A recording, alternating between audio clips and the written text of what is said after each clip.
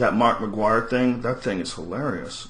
Mark McGuire is finally coming out and saying, "Oh, that's what we were talking about. We're talking about people that are hooked on pain pills." Right. You know, that it's a when dudes get hooked on pain pills. Like I said, I know a guy who's a very smart guy. He was an IT guy, went to college, really avid reader, not a fuck up, has a real problem, and that's just what it is, man. Dudes get injured, something happens to you, and it chemically bonds with your body. I mean, it's really incredible what addiction is. You know, addiction is your body is somehow or another linked to something that's really terrible for it, and it needs that something. Like it's almost like heroin and crystal meth and stuff like that really locks a hold of your body. It's almost like they're parasites. It's almost like the drug itself has a consciousness, and the drug itself is gonna make you do it as much as you can and rob you of life.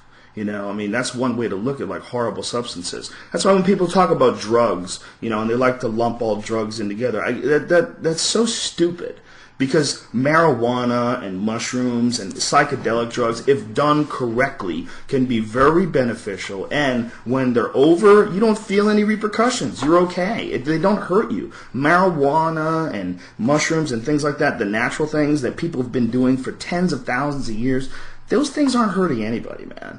And they can't get into your system, you know. And if you lump them in with oxycodones and fucking heroin and crystal meth, that's ridiculous. No one is becoming a more introspective, fascinating person on crystal meth. They're becoming fucking crazy. It's like we have to look at drugs in terms of what they do to the people that take them. And the things that do positive things, you can't ignore that just because they're a drug. You're not allowed to just say, oh, because it's an illegal drug, then all the benefits that people talk about, those don't count. They're invalid. Just because it's not sanctioned by a group of fucking criminals. That's ridiculous. It doesn't make any sense at all. And, you know, I've lived my whole life like this. I mean, it's 2010. I would have thought by now we would have come to some sort of a rational understanding as human beings. As we got to be adults, I thought we would come to a point where we would sit back and we would look at things and go, what right do I to tell another person what to do or not to do, as long as he's not trying to give it to minors or people that don't know any better. As long as people are educated, let's spend money on programs and make sure that people don't get involved in anything fucked up like this.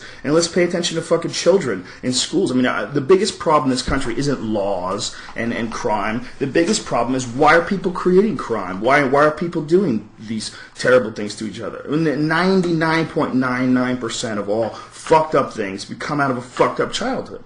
You have kids who have either shitty fucking parents and these fucking children, they grow up and they're ticking time bombs. If you have a douchebag, fucked up, drug addict parent and you live in a fucked up place with no love and every day you just see violence and shit and screaming and addiction and sorrow and there's no way out. You don't see shit. You don't do well in school. I mean, what the fuck? You know, that is a ticking time bomb. And for politicians to not address that and to spend all this fucking time flying over to Afghanistan trying to chase down 100 Taliban fighters in the mountains and young people are dying over there for that, how about we spend that money attacking the fucking enemy at home? The enemy at home is horrible fucking childhoods that some of our fellow human beings in this country have to go through.